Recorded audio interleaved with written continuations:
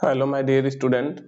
आज हम झारखंड सरकार की योजना आकांक्षा 40 जिसमें गवर्नमेंट स्कूल के विद्यार्थियों को नीट और इंजीनियरिंग के तैयारी के लिए सरकार की तरफ से आपको रहना खाना और तैयारी मुफ्त कराया जाता है, निःशुल्क कराया जाता है, जिसके एग्जाम मार्च में होना प्रस्तावित है। तो उसके लिए जैक के साइट पर मॉडल पेपर आया है ताकि आप अपनी तैयारी को पुख्ता कर सकें, उसको अच्छा बना सकें। तो आइए उनके मॉडल पेपर को क्रमशः हम हल करते हैं वन बाय वन। शुरुआत में हम लोग फिजिक्स के पेपर को 3 सेट आए हैं तो वन बाय वन करेंगे। फिजिक्स के सेट 1 को आइए हम आज हल करना प्रारंभ करते हैं। ये देखिए आपका मॉडल सेट है, जैक आकांक्षा मॉडल पेपर लिखा है। देखिए फिजिक्स सेट 1 2022 का एग्जाम का सेट है और इसमें आप देखेंगे फिजिक्स के क्वेश्चन, ये मॉडल क्वेश्चन पेपर है। देखिए आइए हम लोग प्रश्न को हल करना प्रारंभ करते हैं। देखिए यहाँ पर क्वेश्चन नंबर 1 है, the curve representing Ohm's law is A. Ohm के नियम को जो निरूपण करने वाला वक्र होता है उसका स्वरूप क्या होता है, पूछ रहा है। ओम्स लॉ हम जानते हैं स्टूडेंट कि Ohm's law states that the current in a conductor is found to be directly proportional to potential difference applied across it. अर्थात कोई तार अगर है तो इसमें जो विद्युत धारा प्रवाहित होगी इसका मान इसके सिरों पर लगाए गए विभवांतर के समानुपाती होता है। और हम जानते हैं अगर इसको सिंप्लीफाई करें तो इसका कुछ इक्वेशन आता है V equal to I into R, जहाँ पर R को हम रेजिस्टेंस कहते हैं। अगर इसको हम ग्राफ पे प्लॉट करें तो V और I के बीच जो ग्राफ होगा, हम देख रहे हैं y equal to mx type का ग्राफ है, इक्वेशन है, इसलिए इसका ग्राफ होगा लीनियर।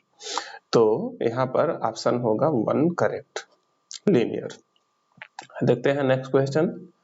अगला प्रश्न है, the ratio of voltage and electric current in a close circuit. कह रहा है कि क्लोज सर्किट है, इसमें वोल्टेज और करंट का रेशियो क्या आएगा। स्टूडेंट देखिए, ये चूंकि कह रहा है सर्किट क्लोज है, इसका मतलब इसमें अब कोई चेंजेस नहीं हो रहे हैं, इसका प्रतिरोध नियत है। और हम जानते हैं ओम्स लॉ क्या कहता है कि करंट जो है प्रोपोर्शनल टू होता है पोटेंशियल डिफरेंस। हम यहीं से पाते हैं कि V इक्वल टू होता है I इंटू आर। तो यहाँ से आप देख सकते हैं V बाई आई का वैल्यू क्या होगा, रेशियो कह रहा है V और I का, तो V को I से डिवाइड करेंगे तो क्या होगा, ये आएगा R मीन्स प्रतिरोध। और प्रतिरोध जो है अगर सर्किट पहले से फिक्स हो गया है, दिया गया है और बंद परिपथ है तो उसके लिए R का मान नियत होता है। अर्थात दिए गए क्वेश्चन में इसका आंसर होगा V और I का जो रेशियो है वो होगा स्थिर, रिमेन्स कांस्टेंट। आगे हम सीखते हैं। नेक्स्ट क्वेश्चन है, which of the following is not a type of energy source. कह रहा है इनमें से कौन ऊर्जा स्रोत का प्रकार नहीं है। स्टूडेंट यहाँ पर थोड़ा सा एक बात ध्यान दीजिएगा, हम लोग इंग्लिश वाला टर्म ज्यादा प्रश्न को इसलिए पढ़ रहे हैं, हिंदी वाले में कहीं कहीं मिसप्रिंट है, उसका एग्जैक्ट मीनिंग नहीं निकल पा रहा है, तो इसलिए हम लोग ध्यान देंगे कि कहीं कहीं अगर हिंदी का प्रश्न पढ़े ना समझ में आए तो इंग्लिश वालों को ध्यान दीजिएगा, इंग्लिश वाला सही है। कह रहा है इसमें से कौन सा एनर्जी का सोर्स नहीं है। देखिए एनर्जी का सोर्स मतलब जहां से हमें एनर्जी मिलती है। दिए गए ऑप्शन को ध्यान से देखें तो पहला है जनरेटर, हम जान रहे हैं this is a source of electrical energy, इससे हमें विद्युत ऊर्जा प्राप्त होती है। ये डीजल की रासायनिक ऊर्जा बर्न होती है और मैकेनिकल ऊर्जा में बदलती है, यांत्रिक ऊर्जा, और फिर उससे विद्युत ऊर्जा में बदलता है। दूसरा है सोलर सेल, ये भी क्या करता है, सूर्य की प्रकाश ऊर्जा को विद्युत ऊर्जा में बदलता है। बैटरी भी रासायनिक ऊर्जा को विद्युत ऊर्जा में बदलती है। एक तरह से हमें ये तीनों जो है विद्युत ऊर्जा के स्रोत है। लेकिन जो रियोस्टेट है ये क्या होता है, परिवर्तनशील प्रतिरोध। हम जानते हैं इसको, इसका मान किसी बंद परिपथ में धारा के मान को नियंत्रित करने के लिए यूज होता है, इसलिए हम इसको धारा नियंत्रक भी कहते हैं। तो ये जो है सिर्फ एक प्रतिरोध है, अर्थात ये जो है कोई विद्युत धारा उत्पन्न नहीं कर रहा है, तो यही होगा राइट आंसर, क्योंकि ये एनर्जी का सोर्स नहीं है। बाकी तीनों विद्युत धारा को उत्पन्न करते हैं। अगला प्रश्न है, देखिए क्वेश्चन नंबर 4 है, 3 resistance with values 2 ohm, 3 ohm and 5 ohm are connected in parallel। तो कह रहा है इक्विवेलेंट रेजिस्टेंस क्या होगा। जानते हैं स्टूडेंट कि अगर रेजिस्टेंस पैरेलल में जुड़े हो तो पैरेलल कॉम्बिनेशन के लिए आपका फार्मूला यूज होता है 1/R equivalent equal to 1/R1 plus 1/R2 plus 1/R3 and so on. तो दिए गए प्रश्न के अकॉर्डिंग देखिए इसका मान क्या होगा, 1 बाय वैल्यू पुट करिए 1/2 प्लस 1/3 प्लस 1/5। इसको आप सिंप्लीफाई करेंगे तो आ जाएगा 2 3 5 का एलसीएम होगा कितना 30। तो ये होगा 15 प्लस 10 प्लस 6, ये आया 31/30। तो यहाँ से R इक्विवेलेंट का मान क्या आ जाएगा, R इक्विवेलेंट हो जाएगा इसका रेसिप्रोकल मीन्स 30/31 ओम। तो यहाँ पर दिए गए प्रश्न में देखिए ऑप्शन नंबर 1 करेक्ट है, 31/30 ओम। ये फार्मूला बेस्ड क्वेश्चन है, तो इसमें आपको परेशान ज्यादा नहीं होने की जरूरत है। आइए देखते हैं नेक्स्ट क्वेश्चन। अगला प्रश्न है, SI unit of power is. Student हम जानते हैं पावर क्या होता है, रेट ऑफ वर्क डन, अर्थात कार्य करने की दर, और इसका एसआई मात्रक होता है, वैसे तो हम कह सकते हैं जूल प्रति सेकंड, लेकिन इसको नया नाम देता है वाट, इसको हम क्या कहते हैं वाट। तो एसआई यूनिट ऑफ पावर होती है वाट। आइए हम इसको ऐसे भी कह सकते हैं जूल प्रति सेकंड, और यही कहलाता है वाट। मीन्स अगर कोई ऑब्जेक्ट 1 सेकंड में 1 जूल कार्य करता है तो उसकी पावर कितनी होगी 1 वाट। आइए देखते हैं next question, the rate of flow of electric charge. Student हम जानते हैं ये तो विद्युत धारा की परिभाषा ही है, क्योंकि अगर कहीं आवेश प्रवाहित हो रहा है तो वही कहलाता है विद्युत धारा, और विद्युत धारा का जो मान है उसको कैसे ज्ञात करते हैं, उसकी दर से, अर्थात आवेश प्रवाह की दर, इसको कहते हैं विद्युत धारा, इलेक्ट्रिक करंट। आइए आगे के प्रश्न को देखते हैं। क्वेश्चन नंबर 7 है, the resistance of a conducting wire is inversely proportional to the. कह रहा है रेजिस्टेंस, इसमें से जो दिए गए टर्म्स हैं इसमें से किसके इनवर्सली प्रोपोर्शनल है। स्टूडेंट हम लोग जानते हैं जब हम पढ़ रहे थे factor on which resistance of a conductor depends, तो हमने देखा था R is found to be equal to rho into L by A। Means directly proportional to होता है लेंथ के, लेंथ बढ़ेगा तो रेजिस्टेंस बढ़ता है, और एरिया बढ़ने पर रेजिस्टेंस का मान घटता है, क्योंकि देखिए इनवर्सली प्रोपोर्शनल टू A है। तो दिए गए ऑप्शन में देखिए कौन सा सुटेबल है, रेजिस्टेंस व्युत्क्रमानुपाती किसके होता है, एरिया ऑफ क्रॉस सेक्शन के। तो देखिए यहाँ पर क्या है, ऑप्शन नंबर 2 सही है, area of cross section. Next question है, in concave mirror size of image depends on. कह रहा है कि कॉनकेव मिरर में इमेज का साइज किस पर डिपेंड करता है। देखिए यहाँ पर दिए गए ऑप्शन में देखा जाए, पहला कह रहा है size of object, second option है पोजीशन ऑफ ऑब्जेक्ट, तीसरा है शेप ऑब्जेक्ट, एंड फोर्थ है area covered by the object. Student हम जानते हैं कि अगर ऑब्जेक्ट कोई पहले से फिक्स हो, देखिए इसमें थोड़ा सा ये दोनों ऑप्शन नंबर 1 एंड 2 दोनों ही सुटेबल है, क्योंकि हम जानते हैं कि अगर ऑब्जेक्ट का साइज चेंज होगा तो इमेज का साइज भी चेंज होता है। मींस इमेज का साइज जो है ऑब्जेक्ट के साइज पे तो डिपेंड करता ही है। दूसरा कह रहा है पोजीशन, तो हम जानते हैं पोजीशन को जैसे जैसे चेंज करते हैं ऑब्जेक्ट की पोजीशन को, वैसे वैसे इमेज की पोजीशन चेंज होती है, और इमेज की पोजीशन चेंज होगी रिलेटिव तो उसका साइज भी चेंज होगा।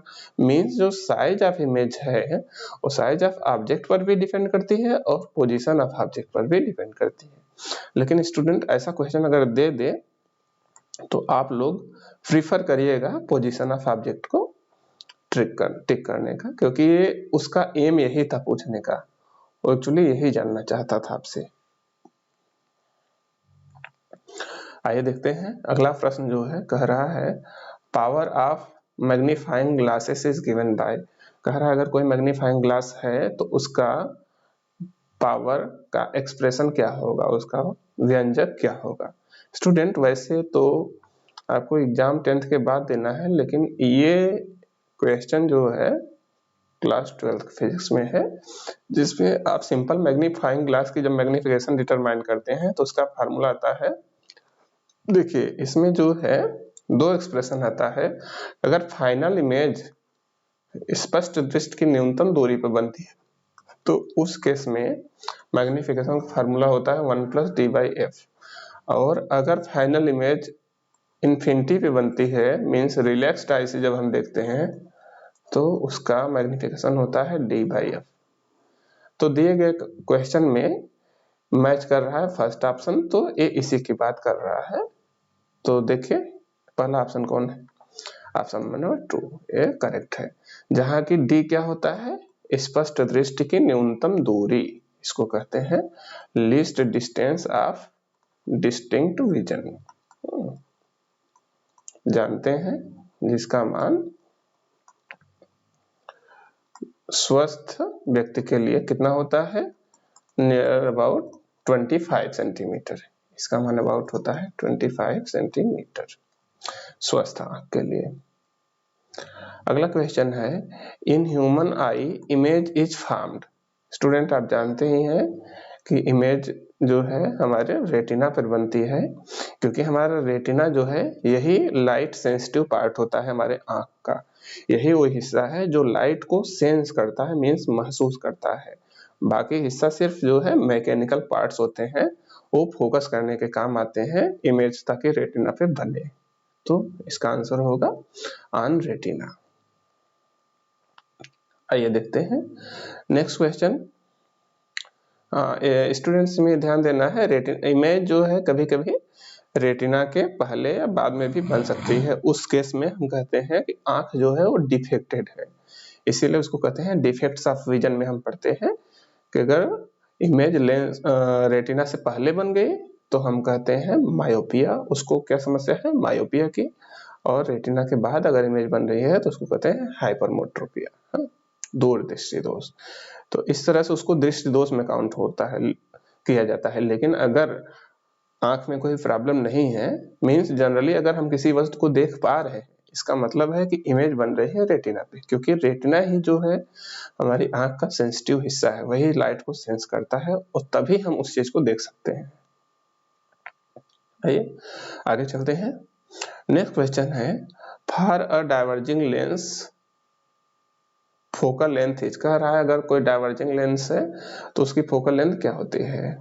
स्टूडेंट हम जानते हैं कि फोकल लेंथ की डिफिनेशन क्या है कि इनफाइनाइट से आने वाली लाइट रे पैरेलल टू प्रिंसिपल एक्सिस जो है ये जहां मिले या मिलती हुई प्रतीत हो, तो अगर ये डाइवर्ज कर रहा है स्टूडेंट तो आगे तो मिलने से रहा, अर्थात ये कहाँ मिलेगा, पीछे बढ़ाने पे means on the left hand side. अगर हम साइन कन्वेंशन को ध्यान दें तो लेफ्ट हैंड साइड की सभी distance on principal axis are taken as negative and from the optical center on the right hand side distances are taken as positive। so यहाँ पर देख रहे हैं कि इसका जो फोकस है वो ऑप्टिकल सेंटर के लेफ्ट में है अर्थात नेगेटिव, तो यहाँ आंसर होगा नेगेटिव। अगला क्वेश्चन है, रिफ्लेक्शन बाय रफ सरफेस, कह रहा है अगर रफ सरफेस है मीन सरफेस स्मूथ नहीं है तो वहां पर जो रिफ्लेक्शन होगा वो कैसा होगा। स्टूडेंट देखिए अगर पैरेलल लाइट रे यहाँ पर इंसिडेंट होंगे तो जो रिफ्लेक्टेड लाइट रे होगी वो नेचर ऑफ रिफ्लेक्टिंग सरफेस पे डिपेंड करेगा, मींस कहीं पर उभरा हम देख रहे हैं कि अलग अलग जगह पे इंसिडेंट लाइट का एंगल अलग अलग है, इसकी वजह से जो रिफ्लेक्टेड लाइट होगी वो भी अलग अलग डायरेक्शन में रिफ्लेक्ट होगी, और इस केस में रिफ्लेक्शन को हम कहते हैं इर्रेगुलर रिफ्लेक्शन अर्थात अनियमित। अगर पैरेलल लाइट अगर प्लेन सरफेस है तो पैरेलल लाइट रे आएंगी तो जाने वाली लाइट रे भी रिफ्लेक्शन के बाद रिटर्न जो होंगी वो भी आपस में पैरेलल होंगी। लेकिन अगर सरफेस रेगुलर नहीं है, रफ सरफेस है, तो रिटर्न लाइट रे जो होंगी वो पैरेलल नहीं होंगी, और इस तरह के रिफ्लेक्शन को हम कहते हैं इर्रेगुलर रिफ्लेक्शन। देखिए ऑप्शन नंबर 1 और ऑप्शन नंबर 3 और 4 में तो रिफ्लेक्शन है जो कि गलत है, यहाँ पर रिफ्लेक्शन की बात हो रही है। रिफ्लेक्शन में 2 ही ऑप्शन है, रेगुलर एंड इरेगुलर। तो स्टूडेंट अगर रफ सरफेस है तो आप जो है ना भी पढ़े रहते तो आपको ऑप्शन लगाना था इरेगुलर, क्योंकि आप देख रहे हैं रेगुलर जैसे हमें लग रहा है स्मूथ की बात हो रही है। क्वेश्चन नेक्स्ट है question number 13, quantity which does not change during refraction is, कह रहा है वो कौन सी क्वांटिटी है जो रिफ्रैक्शन के साथ चेंज नहीं होती है। स्टूडेंट हम जानते हैं इस तरह का जहां भी क्वेश्चन आए हम लोग अच्छे से पढ़ चुके हैं कि किसी भी वेव में जो मेन उसकी कैरेक्टरिस्टिक होती है वो कौन कौन सी होती है। एक है एम्पलीट्यूड, वेवलेंथ एंड फ्रीक्वेंसी। इसमें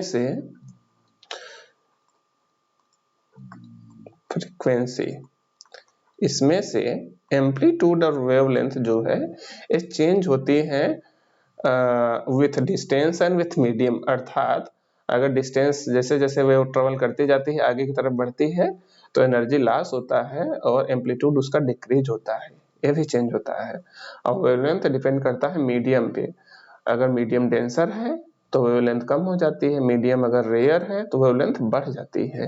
एक ही चीज है जो कभी नहीं चेंज होती किसी भी वेव की, वो है उसकी frequency. Frequency can not be change once a wave is generated. कोई भी अगर वेव तरंग प्रोड्यूस हो गई तो उसकी फ्रीक्वेंसी कभी भी चेंज नहीं की जा सकती। क्यों? क्योंकि फ्रीक्वेंसी जो है this is the characteristic of source, अर्थात वह तरंग जहां से प्रोड्यूस हुई है उसके अकॉर्डिंग सेटअप हो जाती है। तो सिर्फ और सिर्फ फ्रीक्वेंसी सोर्स से डिपेंड करती है, अर्थात सोर्स से एक बार जो डिसाइड हो गई frequency that can be change. तो यहाँ पर दिए गए ऑप्शन में है ऑप्शन 3 फ्रीक्वेंसी। देखिए डायरेक्शन हम जानते हैं कि रिफ्रैक्शन में डायरेक्शन तो चेंज होता ही है क्योंकि वे मुड़ जाती है, स्पीड चेंज होता है इसी वजह से तो रिफ्रैक्शन होता है। वेवलेंथ तो अगर मीडियम चेंज हो रहा है तो वेवलेंथ भी चेंज होगा। ठीक, आइए आगे देखते हैं। नेक्स्ट क्वेश्चन है in compound microscope as compare to I piece objective lens has. देखिए स्टूडेंट ये तो आपके सिलेबस में नहीं था 10th में, फिर भी आइए थोड़ा सा चर्चा कर लेते हैं। आप लेबोरेटरी में देखे थे कंपाउंड माइक्रोस्कोप जिसमें आप किसी बहुत छोटी चीज को माइक्रोस्कोप की हेल्प से देखते हैं। तो आप देखे होंगे कि हम इसमें जनरली हमारे लेबोरेटरी में जो है आप देखे होंगे कि नीचे की साइड कोई ऑब्जेक्ट रखते हैं स्पेसिमेन और ऊपर से देखते हैं, और जिस इधर से हम देखते हैं उधर इसका साइज थोड़ा सा मोटा रहता है पाइप, और लेंस जिधर होता है वहां पतला होता है।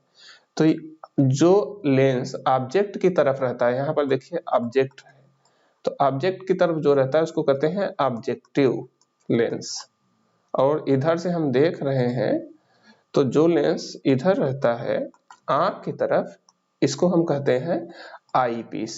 इस लेंस को हम नाम देते हैं आई पीस। तो यहाँ हम चित्र में देख समझ पा रहे हैं कि जो लेंस ऑब्जेक्ट की तरफ मींस ऑब्जेक्टिव लेंस जो है ये छोटा लग रहा है, इसका जो फोकल लेंथ होता है वो कम होता है, किससे? In compare to I piece. तो दिए गए प्रश्न में देखिए कह रहा है क्या है, फोकल लेंथ क्या होती है? निगेटिव। ये गलत है। क्यों निगेटिव गलत है? क्योंकि negative focal length means concave lens, लेकिन यहाँ पर दोनों यूज होते हैं, कॉन्वेक्स लेंस उत्तल लेंस यूज होते हैं। जीरो फोकल लेंथ पॉसिबल नहीं है।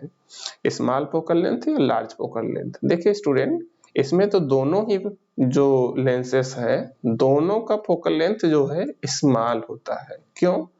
क्योंकि हम लेंसेस का यूज क्यों कर रहे हैं? हम चाहते हैं कि कोई छोटी चीज हमें बड़ी दिखे, मतलब उसकी पावर ज्यादा हो, और हम जानते हैं पावर जो होता है लेंस का इक्वल टू होता है 1/f, अर्थात फोकस दूरी जितनी कम होगी पावर उतनी ज्यादा होगी। तो इसीलिए जो दोनों फोकस जो लेंस लेते हैं इसमें दोनों की फोकस दूरी बहुत ही छोटी होती है, और इनमें भी कंपेयर करें तो ऑब्जेक्टिव की आईपीस से छोटी होती है। तो कौन सा ऑप्शन सही है? Option number 3 small focal length. आइए हम देखते हैं। अगला प्रश्न है, one of the angle of right angle prism. अगर कोई राइट एंगल प्रिज्म है तो उसका एक एंगल कितना होता है? स्टूडेंट, हम जानते हैं प्रिज्म ट्रायंगुलर शेप का होता है। अगर कोई एंगल राइट एंगल हो गया तो बाकी दो एंगल जो है इनके पास क्या पॉसिबिलिटी होती है? ये हमेशा एक्यूट एंगल होंगे, मींस लेस देन 90 डिग्री। लेकिन इसमें से एक एंगल जो है वो कंफर्म है 90 डिग्री होगा। तो कह रहा है एक कोण कितना होगा? 90 डिग्री। बाकी दो कोण जो होंगे उनका मान कुछ भी हो सकता है, लेस देन 90, 30, 45, 60, ये सभी सही है। मींस ये कहता है कि समकोण प्रिज्म का सबसे बड़ा कोण कितना होता है, तो हम क्या कहते हैं कि 90 डिग्री। सबसे बड़ा एंगल उसका 90 डिग्री होता है। आइए अगला प्रश्न देखते हैं। नेक्स्ट क्वेश्चन कह रहा है, after refraction by the lens ray parallel to principal axis passes through. कह रहा है अगर कोई लेंस है, इससे रिफ्रैक्शन के पश्चात, रिफ्रैक्शन मतलब लाइट रे पास होने के पश्चात, कह रहा है ray parallel to principal axis. अगर प्रिंसिपल एक्सिस के पैरेलल लाइट रे इंसिडेंट हो रही है तो ये कहां से होकर जाएगी? हम जानते हैं स्टूडेंट, ये जाएगी फोकस से।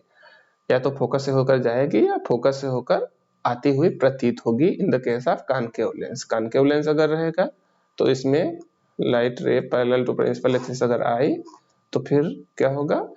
ये इस तरह से फैलेगी जैसे कि वो फोकस से होकर आ रही है। मीन्स या तो फोकस से होकर जाएगी या फोकस से होकर आती हुई प्रतीत होगी। तो यहाँ पर दोनों केस में ऑप्शन क्या है? फोकस। कॉमन पॉइंट है फोकस, तो ये होगा फोकल पॉइंट। अगला प्रश्न है क्वेश्चन नंबर 17। कह रहा है, if the power of a lens is 2 dioptre then its focal length is. Student, एक क्वेश्चन फार्मूला बेस्ड है। देखिए यहाँ दिया है पावर और पूछ रहा है फोकल दूरी, फोकल लेंथ, और हम जानते हैं इसमें सिंपल सा संबंध होता है। क्या होता है? P = 1/f। यहाँ पर P दिया है, F पूछा है, मीन्स आप कह सकते हैं कि you can write F = 1/p। यहाँ पर बस ये ध्यान देना होता है कि जो डायोप्टर है ये पावर का एसआई मात्रक है, मीन्स फोकल दूरी जो आएगी वो भी एसआई मात्रक में आएगी। तो दिए गए प्रश्न में देखिए दूरी कैसा मात्रक होता है? मीटर, मीन्स आंसर आएगा मीटर में। तो यहाँ पर देखिए P का मान है 2, तो हम रख देंगे 1/P का मान रख दे 2, तो इतना क्या आएगा? Metre, means 0.5 metre. तो इसमें देखिए आंसर दिया है फोकल लेंथ इज, इसमें 0.5 पर मीटर दिया है। हालांकि देखिए स्टूडेंट, ये पर मीटर नहीं होगा, सिर्फ मीटर होगा, और 0.5 और कहीं भी नहीं है, अर्थात और सारे आंसर ऑलरेडी गलत ही हैं। तो इसका आंसर होगा 0.5 मीटर, न कि पर मीटर। आइए अगला क्वेश्चन देखते हैं।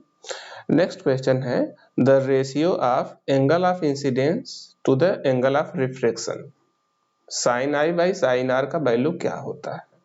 स्टूडेंट, ये जो है हमने पढ़ा है कि यही तो है स्नेल का नियम। ये आता है एक कांस्टेंट। इसको हम लोगों ने ऐसे भी पढ़ा था कि μ1 sin i equal to μ2 sin r।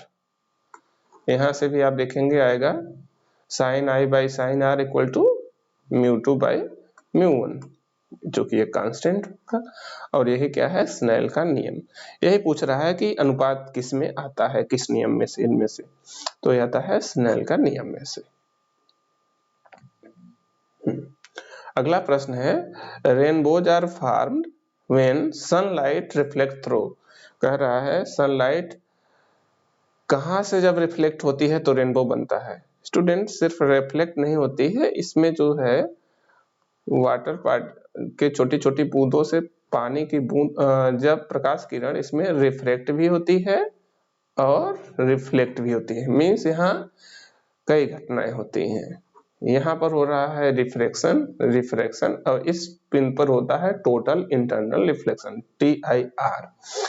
तो यहाँ पे मिलियंस ऑफ रेन ड्रॉपलेट, बहुत सारे लाखों वर्षा बिंदु होते हैं, उनसे प्रकाश किरण मल्टीपल रिफ्रैक्शन और रिफ्लेक्शन के थ्रू लौटती है और स्प्लिट हो जाती है, मीन्स यहाँ होता है dispersion of white light by millions of rain droplet. तो ऑप्शन 2 सही है, जिसकी वजह से रेनबो बनता है। अगला प्रश्न आइए देखा जाए। नेक्स्ट क्वेश्चन है SI unit of refractive index. Refractive index का एसआई यूनिट क्या होता है? स्टूडेंट आप जानते हैं एब्सोल्यूट रिफ्रैक्टिव इंडेक्स की बात करें तो ये होता है C/V, मीन्स यहाँ पर है स्पीड ऑफ लाइट ऊपर और नीचे भी स्पीड ऑफ लाइट। तो हम देख रहे हैं कि इसका कोई यूनिट नहीं होगा क्योंकि ऊपर से नीचे की यूनिट कैंसिल हो जाएगी। वैसे भी रिफ्रैक्टिव इंडेक्स क्या होता है हम जानते हैं, एक इंडेक्स जो मीडियम की डेंसिटी को रिप्रेजेंट करता है, मीन्स सिर्फ एक नंबर होता है। तो इसका कोई ऐसा कोई यूनिट नहीं होता है। तो ये होगा ऑप्शन 4 करेक्ट, नो यूनिट। आइए देखते हैं नेक्स्ट क्वेश्चन है। हाँ स्टूडेंट यहाँ पर देखिए कह रहा है कि प्रकाश किरण अभिलंब रूप से कांच के स्लैब पे पड़ता है। अर्थात देखिए हम जान रहे हैं स्टूडेंट कि एंगल ऑफ इंसिडेंस जो होता है या एंगल ऑफ रिफ्रैक्शन या रिफ्लेक्शन होता है that is always measured from normal, अर्थात अभिलंब से नापा जाता है। और प्रकाश किरण यदि अभिलंब की दिशा में ही आपतित हो रही है तो उसी दिशा के बीच कोण कितना होगा? दो समान दिशाओं के बीच कोण का मान होता है 0 डिग्री, मीन्स आई का मान कितना है 0 डिग्री। तो अगर हम फार्मूला में यूज करेंगे स्नेल का नियम यूज करेंगे μ1 sin I equal to μ2 sin R। यहाँ पर I का मान अगर हम 0 रखेंगे तो लेफ्ट हैंड साइड हो जाएगा 0। अब राइट हैंड साइड में 0 तभी होगा जब R का वैल्यू भी 0 हो, मीन्स एंगल R का मान भी इस केस में आएगा 0 और प्रकाश किरण बिना मुड़े हुए सीधी पार हो जाएगी। ठीक है, तो option number 2 90 degree that is incorrect. ये होगा 0 डिग्री क्योंकि R क्या होता है नॉर्मल से एंगल, ये सरफेस से एंगल नहीं होता है बल्कि नॉर्मल से होता है। तो नॉर्मल से उधर ही लाइट रे भी जा रही है तो दोनों के बीच एंगल हो जाएगा 0 डिग्री। यहाँ पर आपको एक कंफ्यूजन हो सकता है, देखिए कि एंगल आपके जल्दी के चक्कर में आप मान सकते हैं कि यहीं से ये एंगल देख रहा है ये तो साफ साफ 90 दिख रहा है, लेकिन नहीं स्टूडेंट, आपको मेजर करना होता है एंगल नॉर्मल से। तो नॉर्मल से एंगल का वैल्यू कितना है 0 डिग्री। चलिए अगला क्वेश्चन देखते हैं। अगला प्रश्न है the power of a convex lens having focal length 20 centimetre is. एक कॉन्वेक्स लेंस है जिसकी फोकल लेंथ है 20 सेंटीमीटर, तो उसकी पावर कितनी होगी? स्टूडेंट यहाँ पर देखिए पावर पूछा है, फोकल लेंथ दिया है, तो हमें वही एक्सप्रेशन यूज करना है। हमने अभी पहले देखा था कि इन दोनों के बीच रिलेशन होता है P इक्वल टू F1/F, जहाँ की फोकस दूरी को हमें लेना होता है SI मात्रक मीन्स मीटर में। यहाँ पर देखिए सेंटीमीटर में दिया है तो हम उसको मीटर में बदल लेंगे, तो इसका मान क्या हो जाएगा 1/20 सेंटीमीटर है, तो ये हो जाएगा 20 डिवाइडेड बाई 100, तो 100 ऊपर चला जाएगा, हो जाएगा 100/20 मीन्स 5 आएगा। और पावर के SI मात्रक होता है डायोप्टर, चूंकि ये उत्तल लेंस है तो प्लस आएगा और ये आंसर आएगा +5D। हम जानते हैं उत्तल लेंस की फोकस दूरी धनात्मक होती है और उत्तल लेंस की ऋणात्मक होती है। आइए हम लोग देखते हैं आगे के प्रश्न। नेक्स्ट है which of the following diagram represents the correct picture. इन चारों में से कौन सा करेक्ट दिखा रहा है? देखिए पहला ऑप्शन जो है उत्तल लेंस है, यहाँ पर समांतर प्रकाश किरणें आ रही है मुख्य अक्ष के। हम जान रहे हैं समांतर प्रकाश किरणें आपतित होती है तो उत्तल लेंस से गुजरने के पश्चात ये फोकस पे मिलती हैं, तो ये सही है। पहला ही ऑप्शन वैसे करेक्ट हो गया आपका। दूसरा कह रहा है यहाँ पर उत्तल लेंस है और फैल रही है, तो ऐसा संभव नहीं है, हम जानते हैं स्टूडेंट। यहाँ पर देखिए प्रकाश किरण, पहली प्रकाश किरण तो सही है लेकिन दूसरी प्रकाश किरण जो है इस तरह से नहीं मुड़ेगी क्योंकि ये समांतर मुख्य के अक्ष के नहीं है तो फोकस पे नहीं मिलेगी। यहाँ पर देखिए उत्तल लेंस से पहली किरण डाइवर्ज हो रही है जो कि गलत है, ये तो सही है, अर्थात पूरी तरह से सही फिगर कौन सा है ऑप्शन 1, तो 1 ठीक है।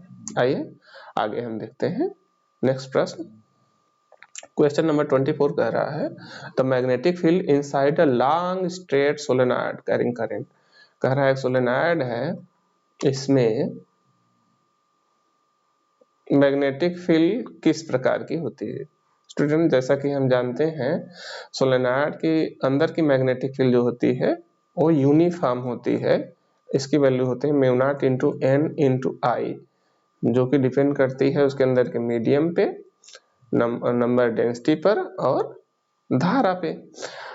हालांकि ये इतना नहीं पूछ रहा है, सिर्फ ये कह रहा है कि इसके अंदर की जो फील्ड होगी वो किस तरह से होगी, घटेगी बढ़ेगी, इस तरह की पूछ रहा है। तो हम जानते हैं सोलेनॉइड के अंदर मैग्नेटिक फील्ड लाइंस पैरेलल होती है, अर्थात मैग्नेटिक फील्ड की स्ट्रेंथ जो होगी वो यूनिफॉर्म होगी, अर्थात हर जगह मैग्नेटिक फील्ड इक्वल होगी।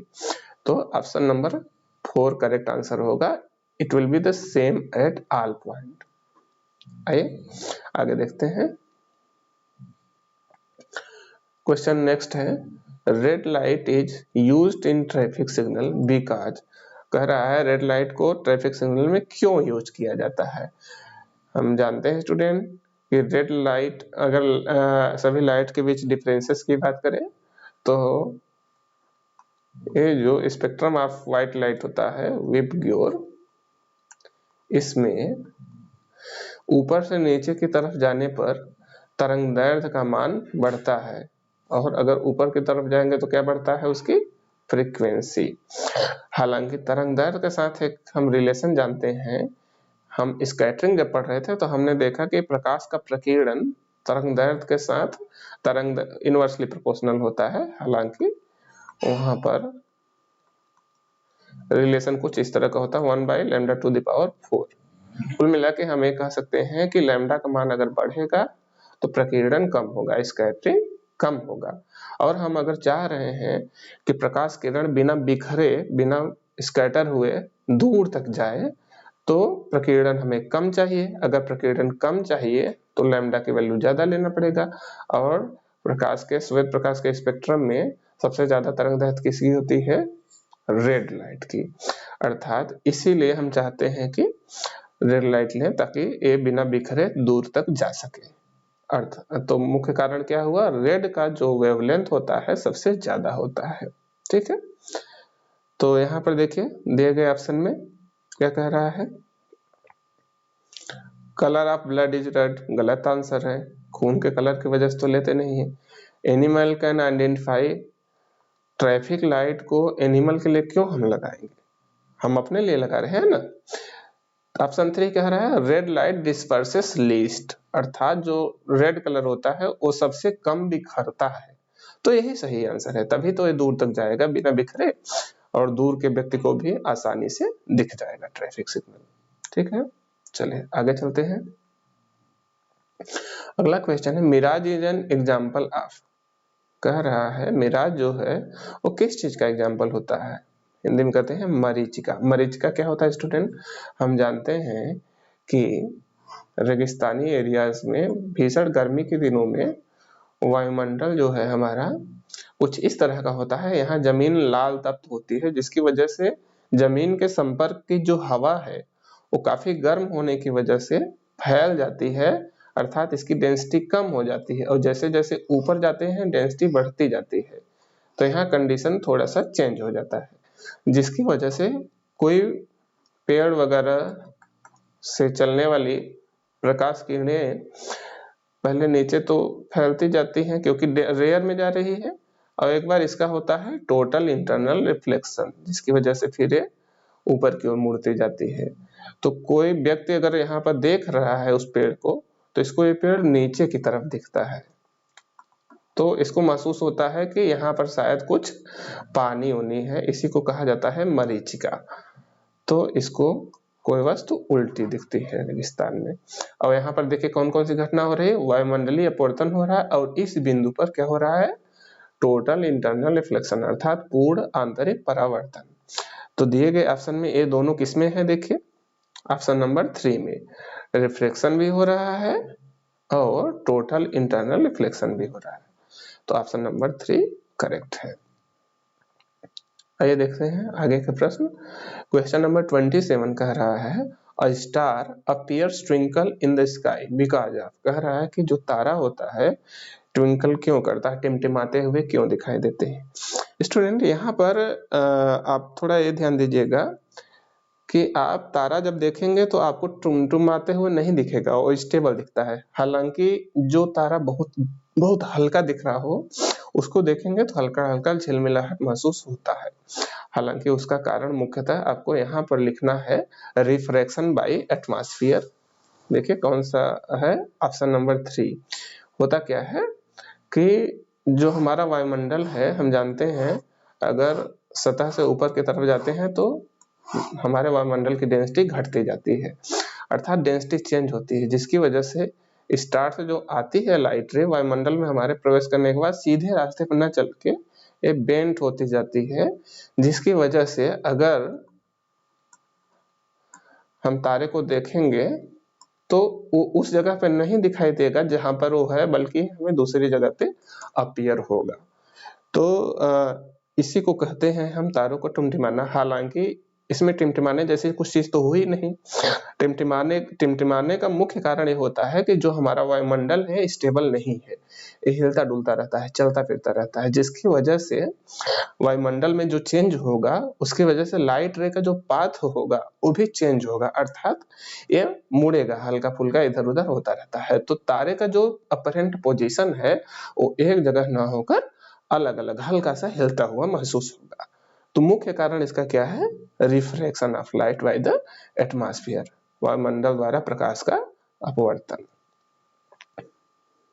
आइए देखते हैं नेक्स्ट क्वेश्चन। क्वेश्चन नंबर 28 है, image formed by a concave mirror is observed to be virtual, erect and larger. कह रहा है कॉनकेव मिरर अर्थात अवतल दर्पण से वर्चुअल इमेज बन रही है। स्टूडेंट हम जानते हैं एकमात्र ऑप्शन ऐसा होता है, अवतल दर्पण एकमात्र केस ऐसा होता है जिसमें पीछे प्रतिबिंब बनाता है, और वो कब होता है, जब वस्तु फोकस और ध्रुव के बीच में रखी हो। इस केस में प्रतिबिंब जो बनता है वो पीछे बनता है, तो पीछे बनता है और सीधा बनता है, यही प्रतिबिंब वर्चुअल बनता है। तो यहाँ पर ऑप्शन क्या होगा, पहला बिटवीन फोकस एंड सेंटर गलत आंसर, एट द सेंटर गलत आंसर, बियॉन्ड द सेंटर ये भी गलत आंसर। ये कह रहा है चौथा है pole of the mirror and principal focus. तो पोल और फोकस के बीच में भी तो नहीं है, हाँ ऑब्जेक्ट की पोजीशन कह रहा है, तो ऑब्जेक्ट यही आंसर सही है कि ऑब्जेक्ट कहाँ रहेगा, पोल और फोकस के बीच में। इसी केस में इमेज जो है पीछे बनेगी और बड़ी बनेगी। आइए देखते हैं क्वेश्चन नेक्स्ट। क्वेश्चन नंबर 29 है, no matter how far you stand from a mirror your image appears erect. कह रहा है एक ऐसा दर्पण है जिससे कितना भी दूर खड़े हो आप, प्रतिबिंब हमेशा सीधा दिखाई देगा। तो स्टूडेंट बताइए ऐसा कब होता है। हम जानते हैं एक तो होता है हम जिसमें रोज मुंह देखते हैं अपना, क्योंकि उसमें हम कभी भी उल्टे नहीं दिखाई देते, जब भी हम देखते हैं हमेशा सीधा ही दिखते हैं। तो पहला ऑप्शन इसका होगा समतल, और एक और लेंस दर्पण ऐसा होता है स्टूडेंट, वो है उत्तल दर्पण। हम जानते हैं कि उत्तल दर्पण भी सदैव कैसा प्रतिबिंब बनाता है, आभासी, सीधा और छोटा। उत्तल दर्पण द्वारा बना प्रतिबिंब सदैव होता है आभासी, सीधा तथा छोटा। तो समतल और उत्तल यही दोनों दर्पण ऐसे हैं जो हमेशा सीधा प्रतिबिंब बनाते हैं। तो इसमें देखिए कौन कौन सा ऑप्शन सही है। दूसरा ऑप्शन है अवतल, एक गलत है। उत्तल दर्पण सही है, उत्तल दर्पण भी सीधा बनाता है और समतल दर्पण भी सीधा बनाता है। चौथा ऑप्शन है समतल या अवतल, अगर ये उत्तल रहता तो हम कहते समतल या उत्तल सही आंसर है। अब ऐसे भी गलत हुआ, तो यहाँ पर दोनों ऑप्शन सही हुआ, समतल भी सीधा बनाता है और उत्तल भी सीधा बनाता है हमेशा। थोड़ा सा ऑप्शन सही नहीं दिया है प्रश्न में, उससे गलती हो गई। आइए देखा जाए क्वेश्चन नंबर नेक्स्ट है, in a practical electric motor coil is called. कह रहा है कि जो इलेक्ट्रिक मोटर रियल लाइफ में यूज होती है उसमें कॉइल को क्या नाम देते हैं। तो देखिए ऑप्शन देखेंगे आपको तुरंत समझ में आ जाएगा स्टूडेंट। अमीटर, अमीटर क्या है? विद्युत धारा को नापता है, तो बिल्कुल गलत है। स्प्लिट, स्प्लिट मतलब विभक्त होना। स्प्लिट रिंग का यूज होता है डीसी मोटर में, लेकिन वो बाहर का हिस्सा है, वो क्वाइल से अलग हिस्सा है। मुख्य क्वाइल को हम क्या कहते हैं? आर्मेचर, इसको हम आर्मेचर नाम से जानते हैं। ठीक है, पोल तो यहाँ पर यूज ही कहीं नहीं होता। आप चाहें तो ब्रशेस वगैरह को पोल का नाम दे सकते हैं, वैसे पोल टर्म यहाँ यूज जनरली नहीं होता। आगे देखा जाए question, which of the following properties of A proton can change while it moves freely in a magnetic field. कह रहा है जब एक प्रोटॉन मैग्नेटिक फील्ड में फ्रीली चल रहा हो तो उसकी कौन सी प्रॉपर्टी चेंज हो सकती है। स्टूडेंट, आप जानते हैं कि प्रोटॉन एक चार्ज पार्टिकल होता है, और जब भी कोई चार्ज पार्टिकल चलता है then it behaves as a electric current, क्योंकि हम जानते हैं आवेश का प्रवाह ही विद्युत धारा है। अर्थात यदि आवेश चल रहा है, प्रोटॉन चल रहा है, तो विद्युत धारा के समतुल्य है। और अगर कोई विद्युत धारा, हम जानते हैं, हम लोगों ने पढ़ा है जिस पर कि विद्युत मोटर हमारा कार्य करता है, कि कोई विद्युत धारावाही चालक यदि किसी चुंबकीय क्षेत्र में रखा हो तो क्या होता है, उस पर उसकी गति की दिशा के लंबवत बल लगता है। लंबवत बल लगेगा तो क्या होगा? फ्लेमिंग के हम बाएं हाथ के नियम में हमने पढ़ा है। तो लंबवत बल लगने से क्या होगा? उसका चाल पर कोई प्रभाव नहीं पड़ेगा, सिर्फ किस पर प्रभाव पड़ेगा? उसकी दिशा पर। बल लगने की वजह से उसकी दिशा बदल जाएगी। तो यहाँ पे देखिए कह रहा है मास, तो मास तो बिल्कुल गलत है। ऐसा तो नहीं है कि आप ढकेल दिया उसका द्रव्यमान बदल गया। मोमेंटम, मोमेंटम क्या होता है? Mass into velocity. दूसरा ऑप्शन पहले चेक कर लीजिए, स्पीड। स्पीड क्या चेंज होगा? नहीं, स्पीड कब चेंज होता है? जब उसके या आगे से या पीछे से बल लगता है, अर्थात गति की दिशा के अनुदिश से यदि बल लगेगा, उसी केस में उसकी स्पीड चेंज हो सकती है। यहाँ पर बल लग रहा है, गति की दिशा के लंबवत लग रहा है, तो यह सिर्फ दिशा को बदलेगा, अर्थात स्पीड में कोई परिवर्तन नहीं होगा। हमने देखा चूंकि उसकी दिशा बदल रही है। और वेग क्या होता है? वेग हम कहते हैं किसी निश्चित दिशा में चाल।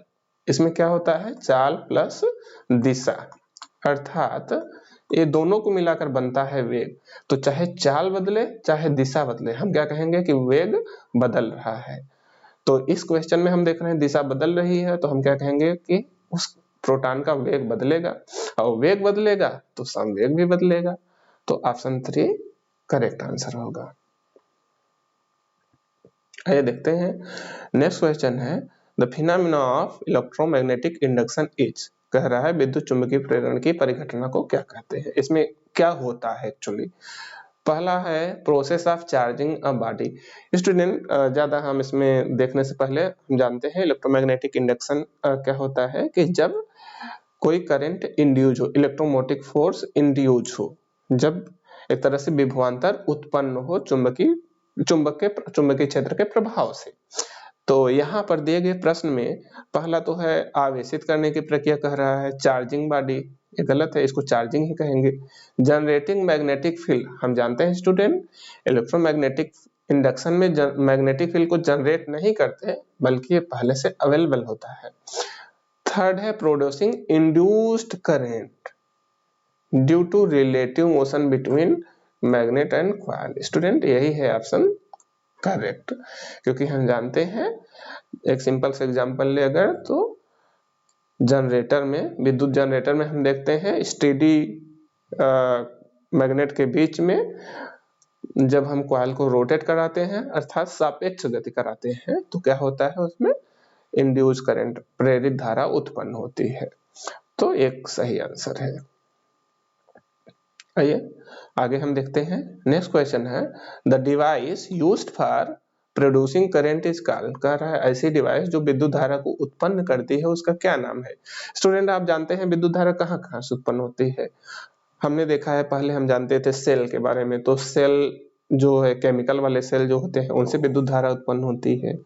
जैसे ड्राई सेल हो गया आपका, लेक्लानेसे सेल, डेनियल सेल हो गया। इसके अलावा आपका सोलर सेल होता है, उससे विद्युत धारा उत्पन्न होती है। और हमारे पास कौन कौन से सोर्स है?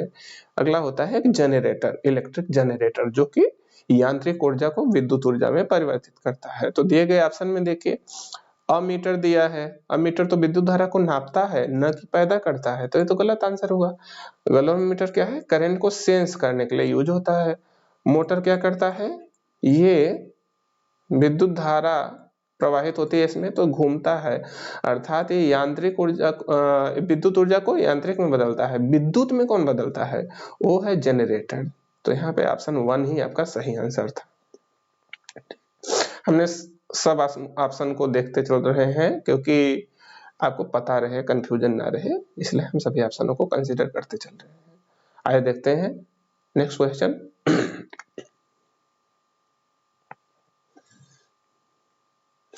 क्वेश्चन नंबर 34 है, at the time of short circuit the current in the circuit क्या होती है। शॉर्ट सर्किट के समय उसकी करंट पर क्या प्रभाव पड़ता है। स्टूडेंट हम जानते हैं शॉर्ट सर्किट कब होता है, जब बाय मिस्टेकन किसी वजह से लाइव जो है डायरेक्ट संपर्क में किसके आ जाए, न्यूट्रल के।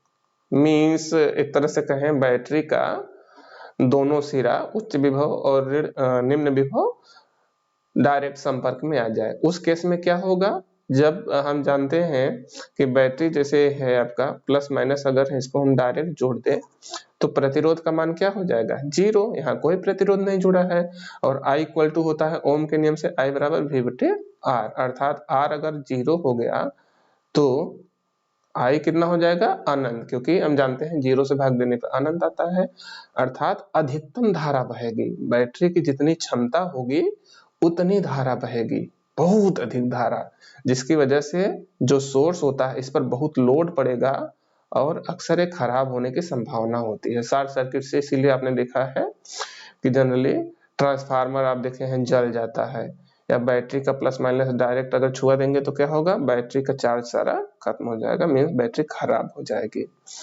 तो यहाँ पर मुख्य चीज क्या होता है, प्रतिरोध 0 हो जाता है, जिसकी वजह से धारा अनंत हो जाती है, या कहें धारा का मान बहुत ही अधिक बढ़ जाता है। तो ऑप्शन नंबर 3 करेक्ट आंसर है, भारी रूप से बढ़ती है।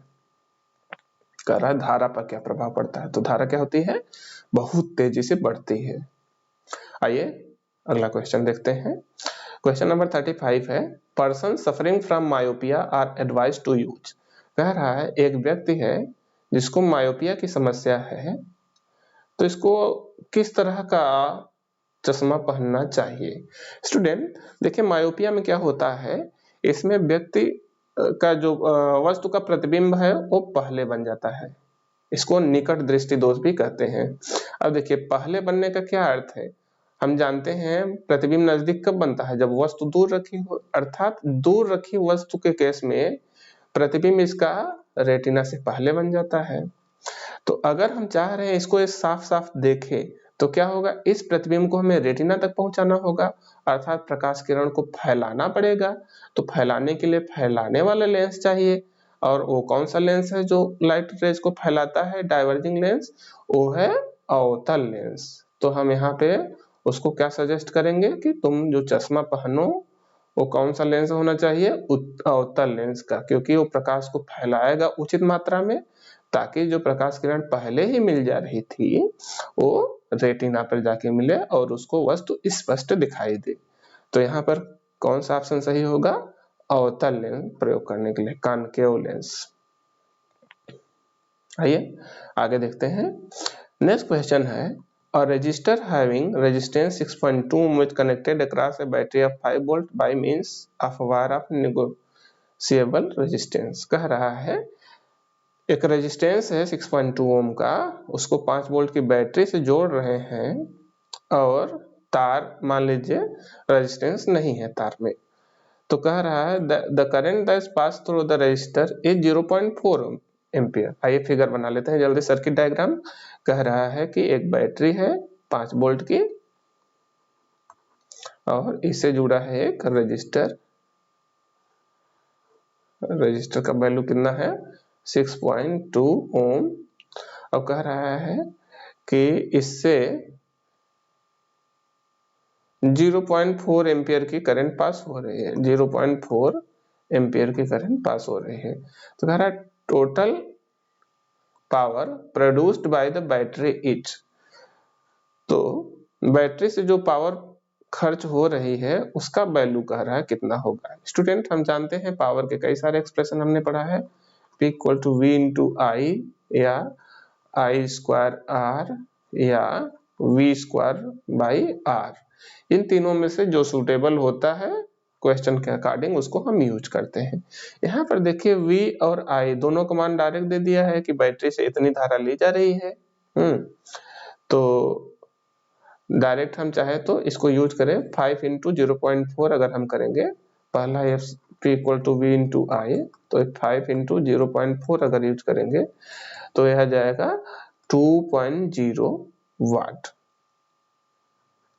तो हमारा पहला ही आंसर सही हो जाएगा। हालांकि इसने रेजिस्टेंस भी दिया है, हो सकता है इसकी हेल्प से अगर हम करें तो कुछ और वैल्यू आए, तो इसका मतलब इस रेजिस्टेंस की जरूरत नहीं थी यहाँ पर देने की, क्योंकि रेजिस्टेंस से अगर हम वैल्यू फाइंड करेंगे तो अलग वैल्यू आएगी, करंट की हेल्प से और अलग वैल्यू आएगी। ठीक है, तो यहाँ पर सिर्फ 2 की जरूरत थी, क्योंकि अगर हम यहाँ पर देखें ओम्स लॉ यूज करें तो I equal to V by R होता है या V equal to I R होता है, तो I इंटू आर अगर हम करें तो हो रहा है 0.4 इंटू 6.2 और इसका मान कितना आ रहा है 5 तो नहीं आएगा, is not equal to 5।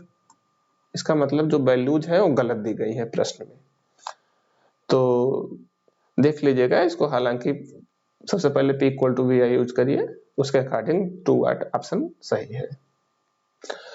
Next question है, by increasing the temperature the resistance of a conductor, कह रहा है कि किसी कंडक्टर का तापमान अगर हम बढ़ाएं तो उसके रेजिस्टेंस पे क्या प्रभाव पड़ेगा।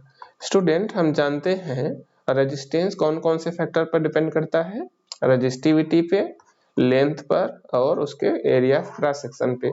इसमें से जो रेजिस्टिविटी टर्म है रो, ये 2 चीजों पे डिपेंड करता है, एक नेचर ऑफ मटेरियल पे कि किस चीज का बना है, और दूसरा किस पर डिपेंड करता है, टेम्परेचर पे।